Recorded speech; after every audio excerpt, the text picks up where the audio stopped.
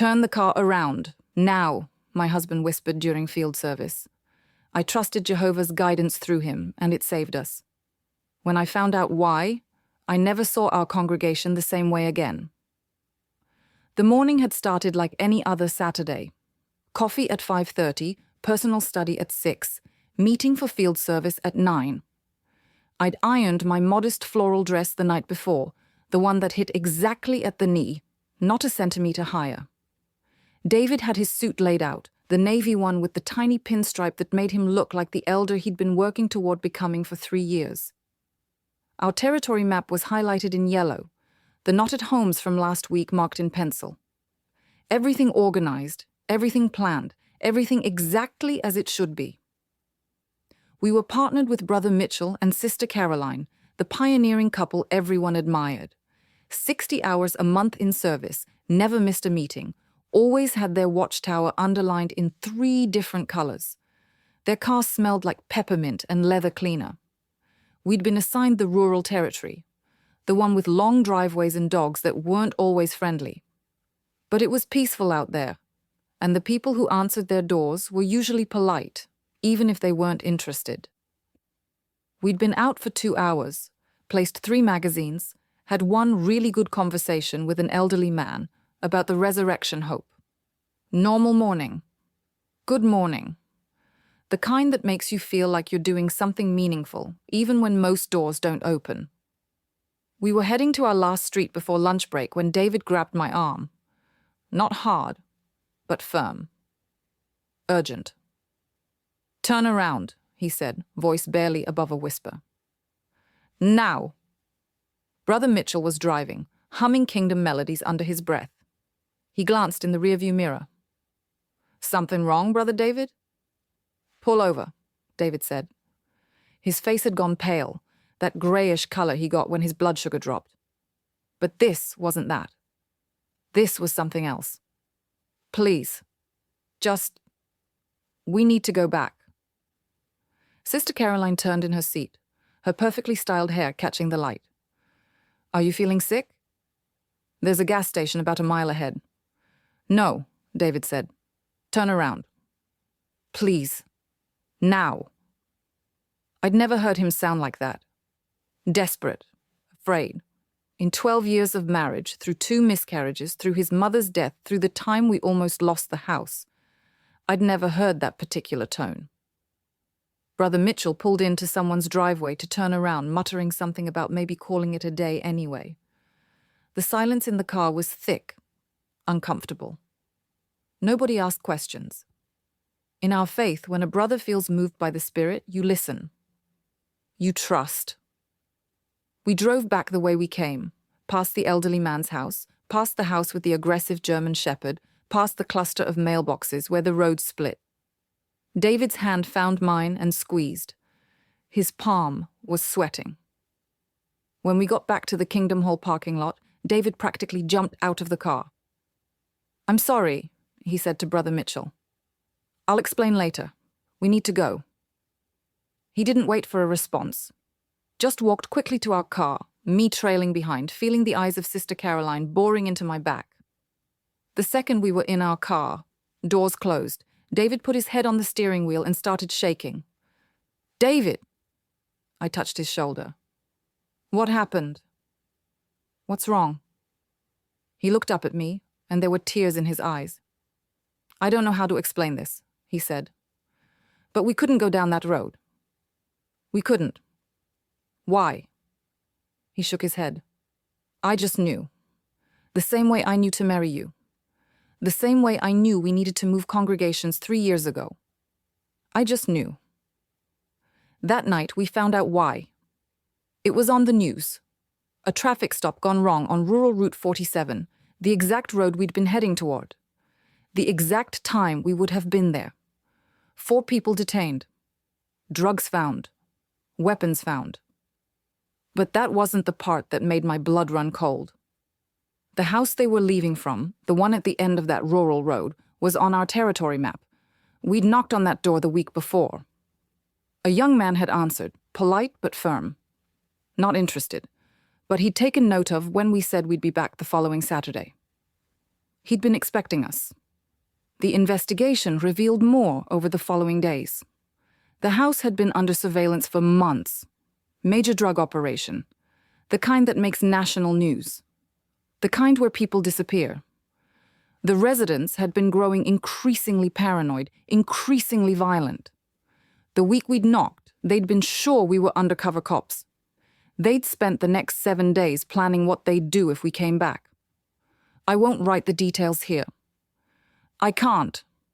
But the evidence found in that house, the plans they'd made, the weapons they'd prepared specifically for the religious people, who were obviously FBI, it would have been me, David, Brother Mitchell, and Sister Caroline. We would have walked right up to that door at the exact time they were ready for us. The congregation treated us differently after that. Not bad different, just different. Careful. Like we were fragile. Like we'd been touched by something they didn't quite understand. Elders wanted to hear the story again and again. How did David know? What exactly did he feel? Was it a voice? A vision? A feeling? David couldn't explain it beyond, I just knew we had to leave. But 3 weeks later, things got complicated. Because that's when I found the text messages. Not on David's phone. On mine. From a number I didn't recognize. Sent 2 weeks before the incident. Your territory includes 4,578 Rural Route 47. Do not go there on the 15th. This is a warning from someone who cares about your safety. I'd never seen it. It had gone to a spam folder I never checked.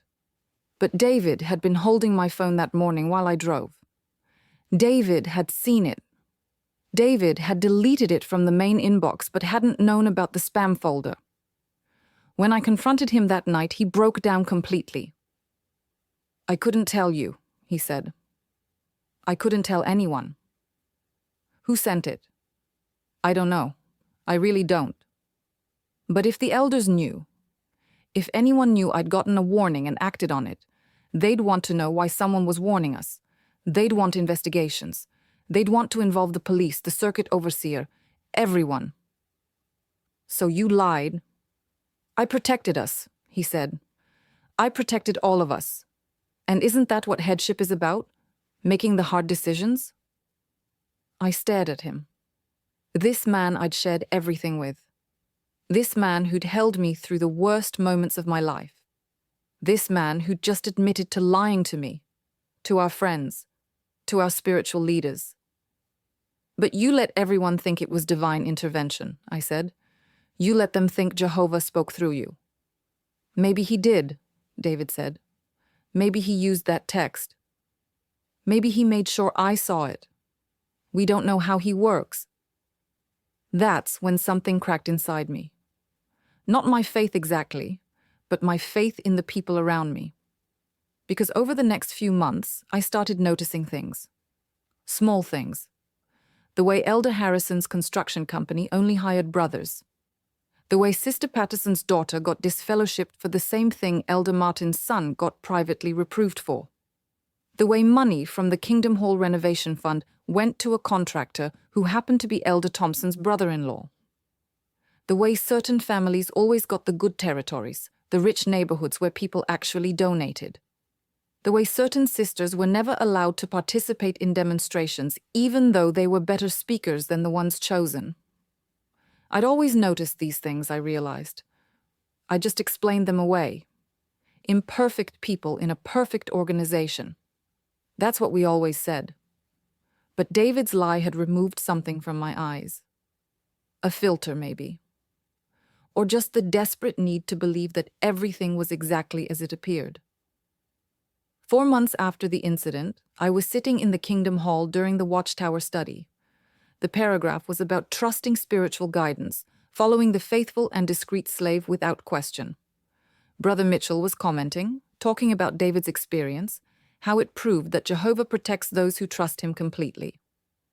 I looked around the room. Everyone was nodding. Everyone was smiling. Everyone believed the story. And there was David, my husband, nodding along too. Looking peaceful. Looking convinced of his own version of events. That's when I realized the scariest truth of all. He actually believed it now. He'd told the lie so many times, wrapped it in so much spiritual language that he'd forgotten it was a lie. Or maybe that was easier than admitting what we both knew but couldn't say. That someone, some human person with human concerns, had known what was going to happen at that house. Someone had tried to warn us. And if someone knew, if someone could have warned the police instead of sending cryptic texts, then 4 people might not have been arrested that day. Others might not have been hurt by that drug operation. But instead, someone had chosen to protect only us, only the witnesses, only the ones who mattered to them. I never found out who sent the warning. David and I never spoke about it again after that night. We stayed in the congregation another 2 years until his job transferred us 3 states away. A fresh start, we told everyone. Jehovah opening new doors. But really, I just couldn't sit in that kingdom hall anymore. Couldn't. Listen to Brother Mitchell tell the story of David's divine premonition. Couldn't watch everyone nod and praise Jehovah for protection while knowing the truth was smaller, sadder, more human. The new congregation was nice. Same songs, same study articles, same kinds of people with the same kinds of problems hidden under the same modest clothing and practiced smiles. David became a ministerial servant within 6 months. I taught the second school. We went in service every Saturday. We did everything right. But I couldn't stop thinking about that text. Who sent it? Why? What did they know? And more importantly, what else did they know that they weren't telling? Then, 3 years after we'd moved, I got another text. Same, unknown number. Check your husband's Dropbox. That was all. I deleted it immediately. I didn't want to know. I'd learned that sometimes protection feels like prison, and sometimes the truth is harder to live with than the lie. But curiosity is its own kind of poison. 2 weeks later, while David was at an elders' meeting, I looked. I wish I hadn't. The Dropbox was full of screenshots, text conversations between David and someone saved as Bible student Mark. But Mark wasn't studying the Bible. Mark was sending David information about people in our old congregation, addresses, schedules, problems they were having, financial struggles, marriage issues, things Mark couldn't have known unless he was watching, following, investigating, and David was paying him. Small amounts transferred monthly through an app I didn't even know he had. The payments went back 5 years, before the incident, before the warning, before everything. I found the payment dated 1 week before we were warned away from that house. $500. The note said, territory safety check. David had known. He'd paid someone to watch that house. He'd gotten the warning he'd paid for. And then he'd turned it into a miracle.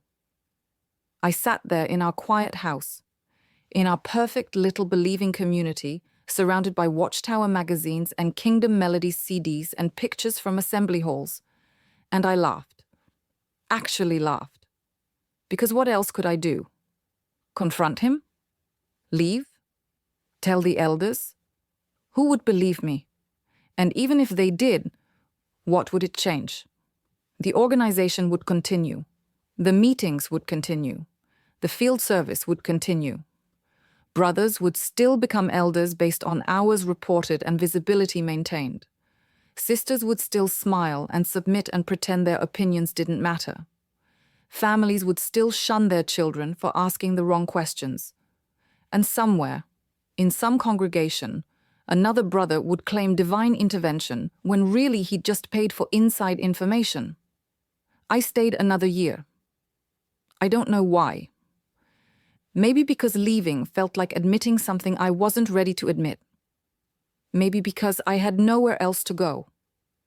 My family were all witnesses. My friends were all witnesses. My entire life was built inside this structure, and stepping outside of it meant stepping into nothing. But eventually, the weight of knowing became heavier than the fear of leaving. I told David I was done. Not with him, not with faith, just with the performance of it all. He cried, he begged, he quoted scriptures about wives submitting to their husbands. He threatened to talk to the elders about my spiritual weakness. I showed him the screenshots from his Dropbox. As we separated quietly. I moved 2 hours away, got a job at a library, started rebuilding. The elders called for a while, concerned about my spiritual health. I told them I was dealing with health issues. They stopped calling eventually. In the organization, if you're not actively present, you slowly cease to exist. David remarried within a year, a young sister from his new congregation, 23 years old, pioneering since she was 16.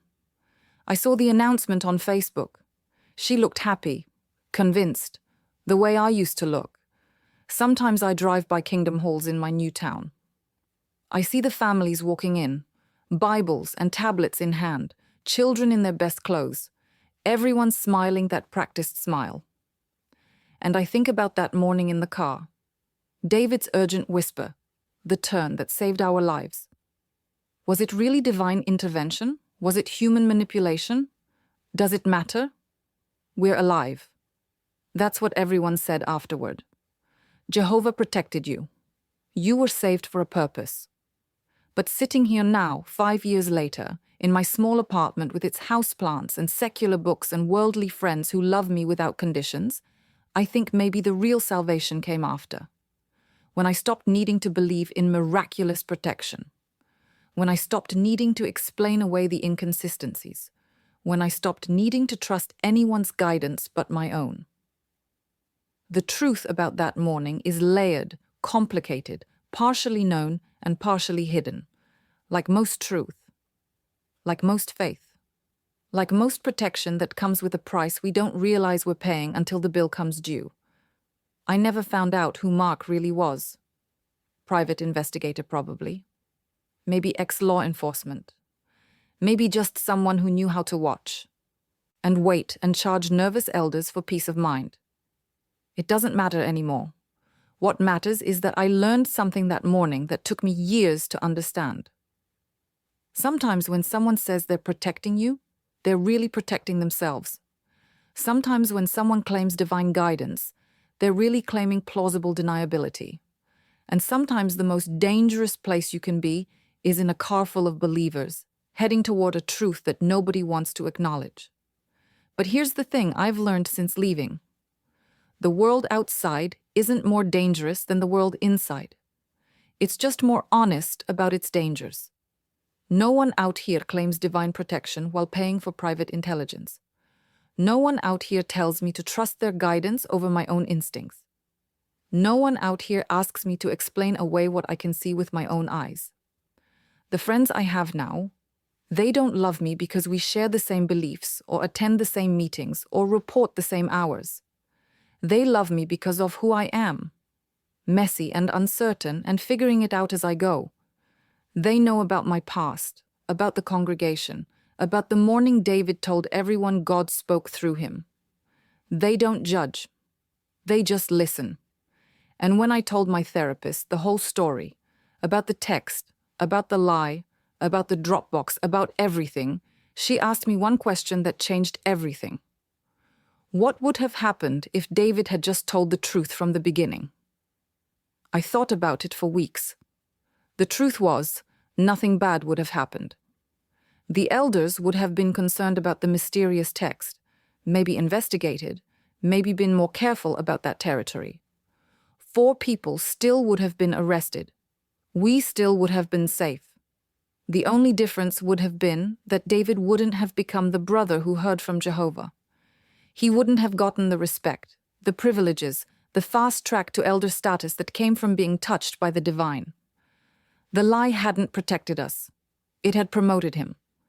And I'd been so focused on the miracle of our survival that I'd missed the manipulation of our status. That's the thing about being in a high-control group.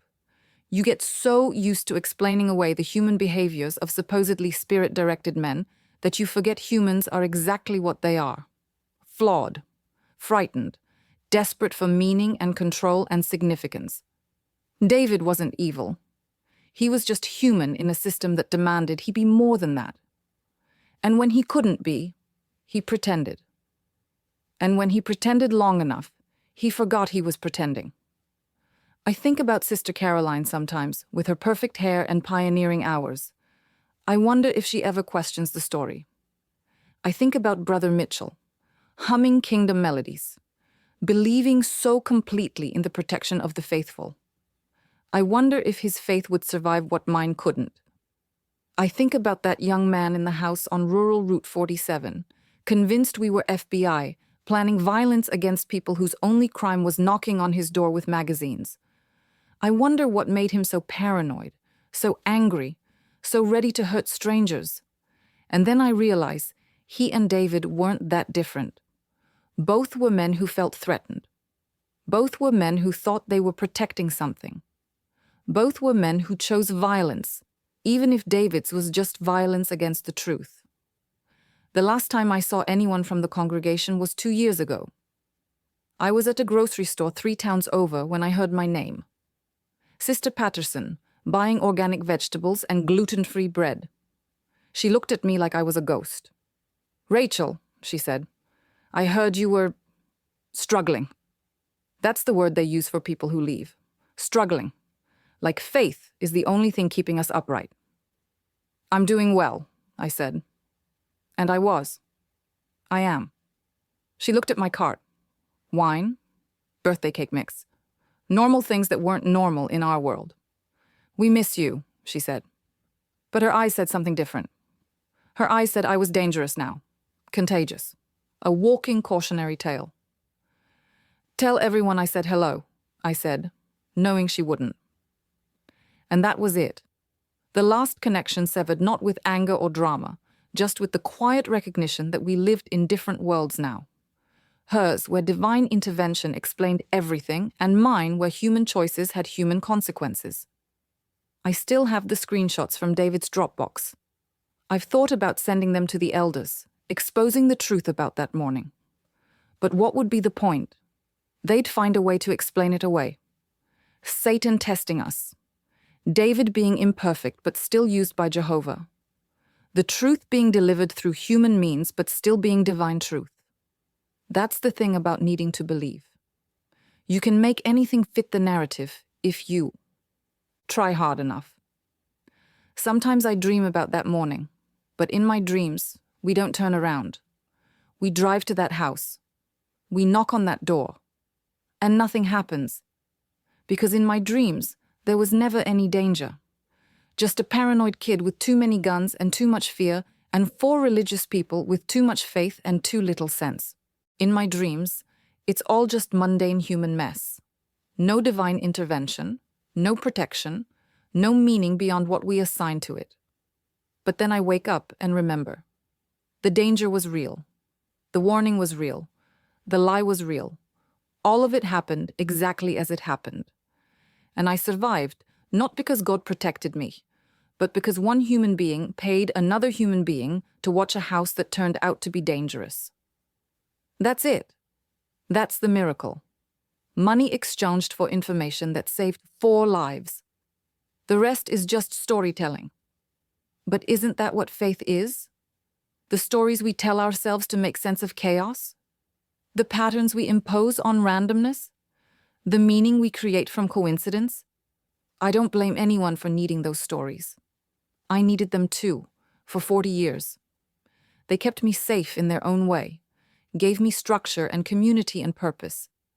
They just also kept me small, scared, and dependent on other people's interpretation of reality. Now I interpret my own reality. And in my reality, that morning in the car wasn't about divine protection or spiritual guidance. It was about a man who was so afraid of insignificance that he turned information into revelation. It was about a community so desperate for proof of their special status that they elevated a lie into testimony. It was about me, sitting in that car, trusting someone else's judgment over my own instincts, which were telling me something was wrong long before we turned around. The truth is, I knew David was lying the moment he said we had to leave. Something in his voice, his eyes, the way his hand shook. But I chose to believe because believing was easier than questioning. Because questioning meant examining everything else I'd chosen to believe. And I wasn't ready for that pyramid to tumble. Not yet. It took 3 more years of slow unraveling, of noticed inconsistencies, of small hypocrisies adding up to big betrayals. 3 more years of sitting in kingdom halls, pretending I didn't see what I saw, didn't know what I knew. 3 more years of field service, knocking on doors, warning people about the dangers of the world, while ignoring the dangers in my own spiritual paradise. But eventually, the weight of maintaining the lie became heavier than the fear of facing the truth.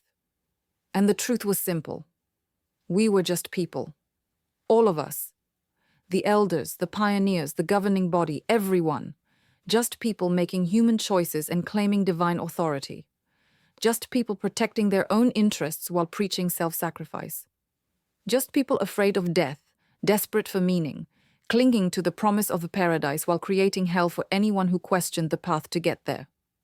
I don't hate them, any of them.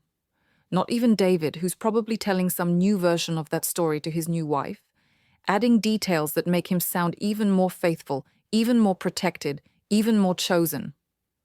I don't hate them because I understand them. I was them. And leaving wasn't about becoming better than them. It was about becoming myself, whoever that is. I'm still figuring it out. But at least now, I'm the one doing the figuring.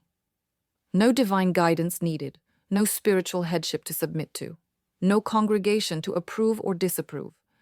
Just me, in my apartment, with my plants and my books and my Sunday mornings that belong to me now.